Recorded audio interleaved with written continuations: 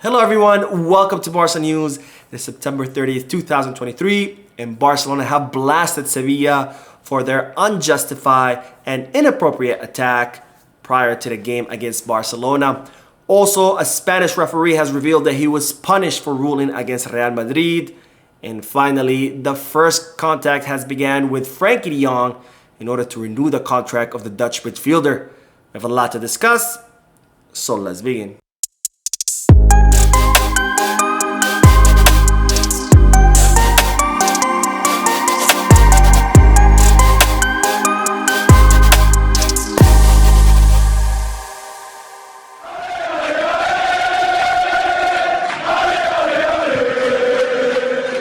Hello everyone, welcome to the channel. My name is Mo and I did not post a video yesterday, so I do apologize about that. But unfortunately I had another long day at work, and by the time I got home there wasn't enough time to make a video.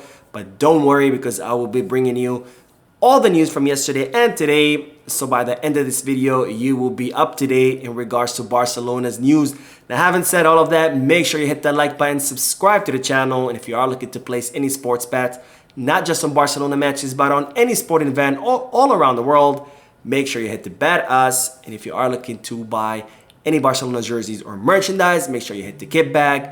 Both links are down below in the description. Now, begin with the news that Barcelona defeated Sevilla 1-0 at the Olympic Stadium in Montjuic with an own goal by Sergio Ramos in a match where perhaps was not the best performance of Barcelona, but nonetheless, it was a huge improvement from the Celta Vigo and from the match against Mallorca.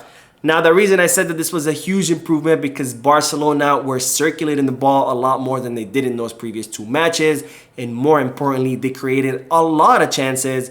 And even though those chances did not go in or were not converted into goals, the important thing that Barcelona were creating them, because sometimes you will have those off days that no matter how many chances you create, the ball does not want to go in, whether it's because the opposing goalie or because you keep missing the target. But the important thing that you continue creating chances, because if you continue to do so, the goals will eventually come and you will win matches and not struggle the way Barcelona struggled against Celta Vigo and against Mallorca. Now, I do want to highlight a couple of things about that match. The first thing is Rafinha, because I said after the Celta Vigo match in the post-match analysis, where I said that I had seen Rafinha play for like around 20 minutes as an attacking midfielder, and I had really liked what I saw, and I was hoping that Xavi could play Rafinha as an attacking midfielder, and he did again against Mallorca, which I was also impressed with Rafinha's performance. And while it seems that Xavi was also impressed because Rafinha started as an attacking midfielder and he also was doing really well against Sevilla, but unfortunately the Brazilian had to be substituted out because of a thigh injury. Now, Barcelona have confirmed this injury, and of course, as usual, they haven't given us an exact timeline saying that the recovery of the player will dictate how long he will be out. But initial reports are saying that Rafinha will be out for at least 1 month, so he will definitely miss the match against Athletic Club de Bilbao once La Liga resumes after the international break in October. However, Rafinha is still a doubt about El Clásico match, which will be played on October 28th. So we're going to have to see whether Rafinha will be available for that match or not. Now, when one door closes, another one opens, and thanks to Rafinha's injury, Xavi played Fermín López for most of the match, and that was a great opportunity for the youngster who did not waste it at all, because Fermín López had a brilliant match where we saw his brilliance as a player, whether it was dribbling with the ball, distributing the ball, creating plays, or connecting really well with Lamine Yamal. And I really think that that position is covered with Fermín López. And I have no doubt that Fermín López will eventually earn his spot on the first team and become a starter, because we're already seeing all the potential that he has in his boots. Now, with this victory, Barcelona are now sitting second in the table, right behind Real Madrid by 1 point, who won their match today against Girona with a very high number of extremely questionable calls by the referees. But of course, you're not going to be hearing about that in the news. Now, speaking of referees, as I reported in a previous video, Barcelona have been charged with bribery of a civil servant in the Enriquez de Herrera case.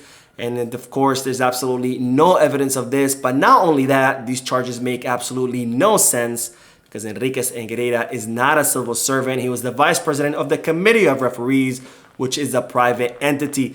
Now, despite there being no evidence of Barcelona bribing anyone, and despite these charges making absolutely no sense, Sevilla decided to release a statement to the public stating absolute outrage with what's going on in Barcelona. And they also decided to boycott the match between Barcelona and Sevilla.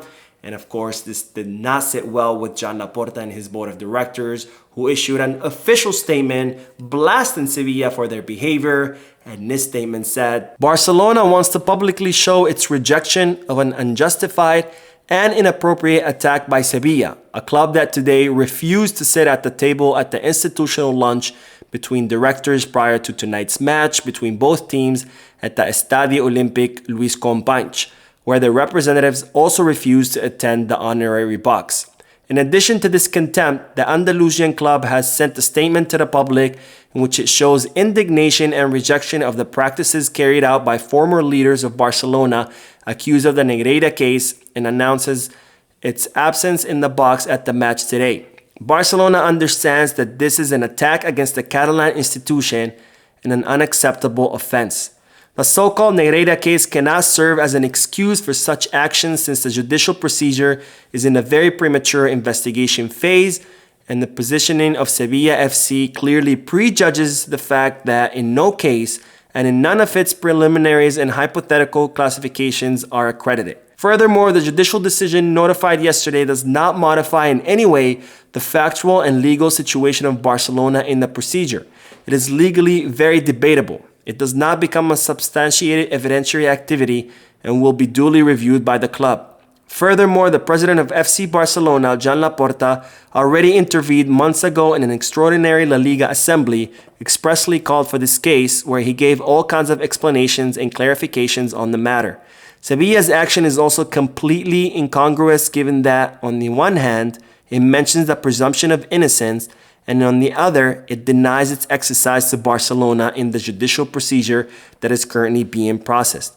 Given this inadmissible and unjustified position of Sevilla, Barcelona considers all relations with the Sevilla institution broken, as long as it does not rectify its current position. Now, strong words by FC Barcelona condemning the attack by Sevilla, who released that statement attacking Barcelona and expressing their outrage of these bribery charges. And I have to agree 100% with this statement, because it absolutely makes no sense that Sevilla would mention in their statement the presumption of innocence, but yet at the same time judging and sentencing Barcelona for something they've been accused of. I guess Sevilla does not really understand what the presumption of innocence really means. So I'm really glad that Barcelona blasted Sevilla for their ridiculous behavior. And I'm also glad that Barcelona have decided to break their relations with Sevilla, because again, this unjustified attack makes absolutely no sense, because not only are there no evidence against Barcelona for bribery, and these charges make absolutely no sense, but again, a cornerstone of democracy is the presumption of innocence, but yet here Sevilla have already passed judgment on Barcelona without there being any official judicial decree. Now, while we're still on the topic, I've been seeing some reports coming from the Madrid media saying that UEFA will sanction Barcelona and kick them out of the Champions League because of these bribery charges. And I'm here to tell you that there's absolutely nothing to worry about. UEFA has already made their decision not to sanction Barcelona until there's an official court finding or an official sentence by the Spanish courts. Because as you might recall, when I reported in several videos ago, that Joan Laporta actually traveled and met with UEFA's president, Alexander Ceferin, where he explained what's going on with the Enrique Negreira case, and Ceferin was content with Joan Laporta's explanation.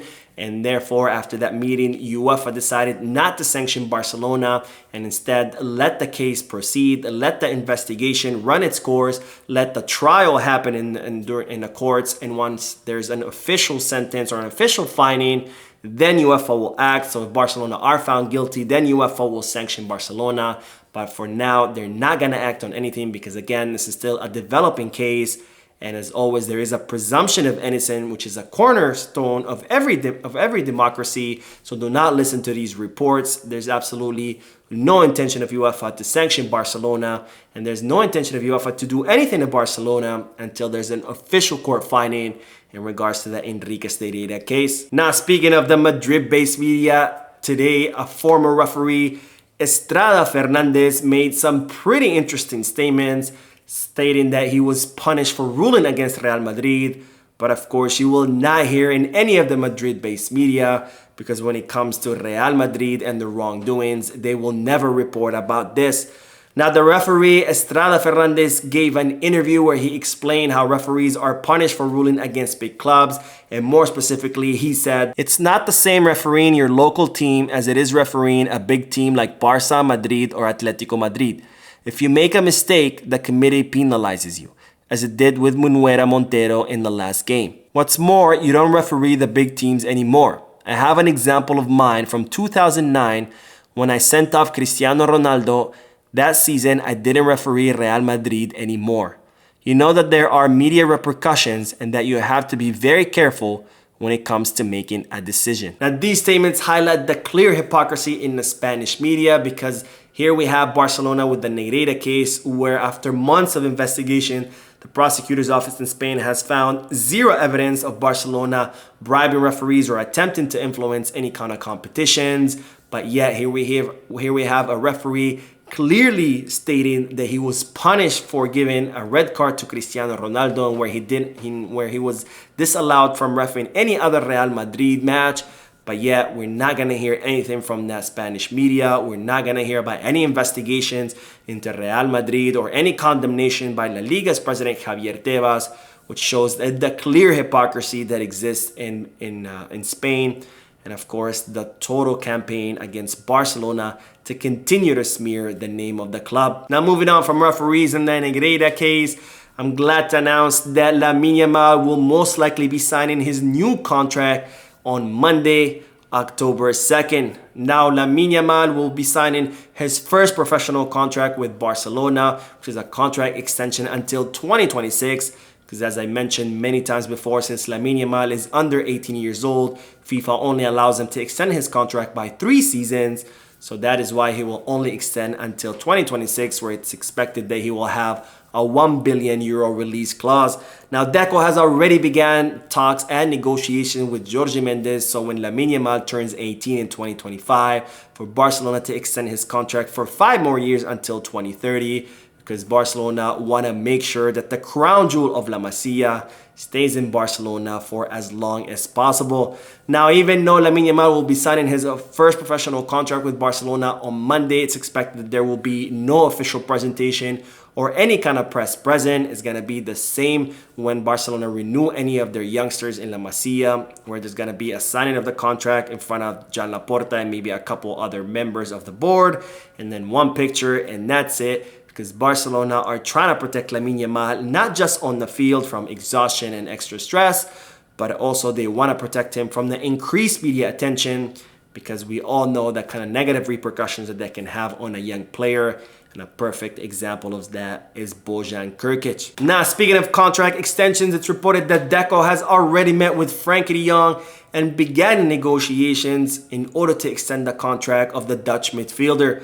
Now, Frankie's contract will expire in the summer of 2026, and of course, there's the big problem of his salary, where Frankie de Jong will earn €30 million this season, making him not only the highest paid player on Barcelona, but also the highest paid player in the entire Spanish league, which of course is a big problem for the club, who are looking to reduce their wage bill and continue cutting their expenditures in order to get out of the financial hole that the previous president, Josep Maria Bartomeu, put the club in.